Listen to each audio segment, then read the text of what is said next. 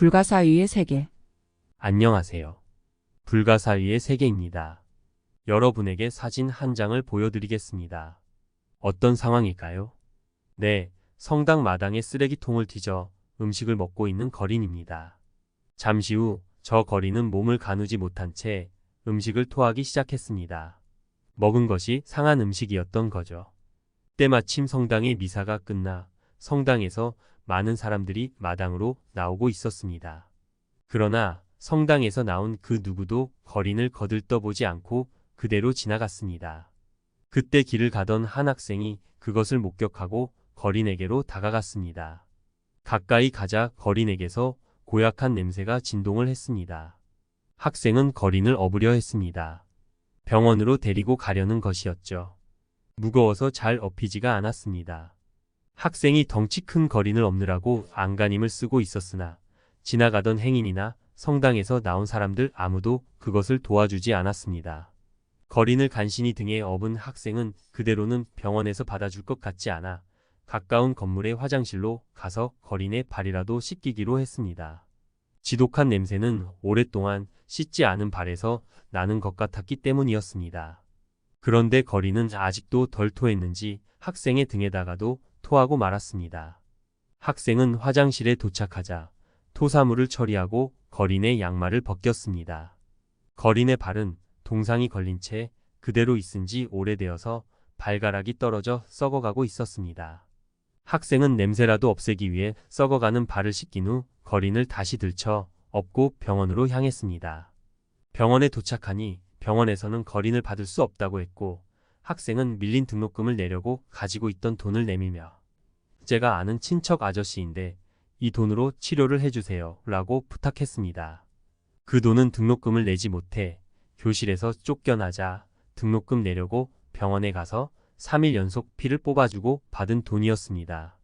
학생은 거린이 치료받는 것을 지켜보고 바깥으로 나왔습니다. 이미 하루가 기울고 있었습니다. 이 이야기는 실화입니다. 만약 제가 그런 상황에 놓였다면 어떻게 했을까 생각해보면 도저히 그렇게까지는 못했을 것 같습니다. 이야기 속의 학생은 다름 아닌 허경영 신인님입니다. 허경영 신인님이 어떤 분인가를 단적으로 보여주는 일화로군요. 그렇습니다.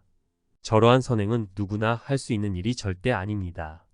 보통 인간은 정말 하기 어려운 일입니다. 더구나 냄새가 진동하는 더러운 거린을 업거나 등록금을 못 내어 쫓겨나는 상황에서 어렵게 마련한 등록금을 서슴없이 내어놓는 것은 정말 하기 힘든 일입니다. 사실 허경영 신인님의 삶은 선행의 연속이었는데요. 이병철 회장님의 사실상 양아들로 들어가자 곧바로 하신 일이 이 회장님을 설득하여 서울역의 거린과 고아들에게 무료 급식을 주는 일이었습니다. 이때부터 고아와 거린들을 18년 동안 지속적으로 돕게 되는데 기록된 인원만 1만 5천여 명이었습니다. 이 사실은 주간중앙에서 소개한 적이 있는데 신문은 이러한 선행 사실을 기사화하면서 허경영 신인님을 한국의 페스탈로치로 소개했습니다. 한편으로 허경영 신인님은 박삼중 스님과 함께 비행 청소년이나 재소자들을 선도하는 일도 오랫동안 해오셨습니다. 허경영 신인님의 말씀을 직접 들어보겠습니다. 봉사한 게 굉장히 많아요. 비춰봐.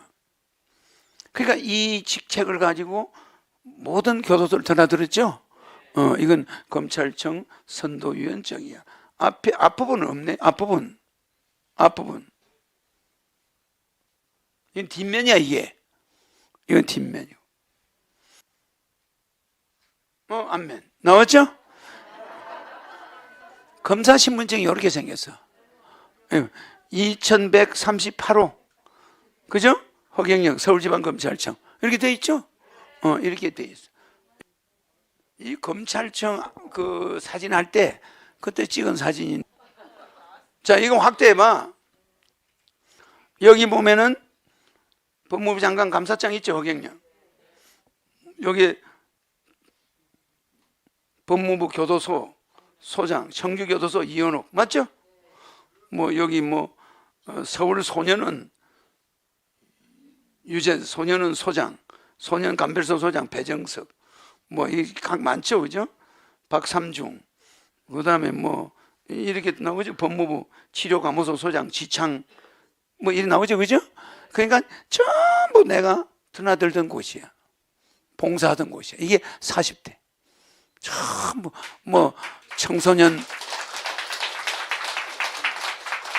그러니까 내가 이때가 40살 때 맞죠? 40살 때 18년간 불우윳 15,000명 도와 뭐 이래 나오죠. 이거는 중앙일보 기사야. 주간중앙 기사를. 그러니까 이때 40살 때 15,000명이면 많잖아. 그러니까 내가 빈민 없앨 정치 지도자 결심 뭐 이렇게 나오죠, 그죠? 그러니까 이런 것들이 내가 했던 일이야. 이게 이제 거지들이지. 사진 찍어놓은 거예요. 맞죠?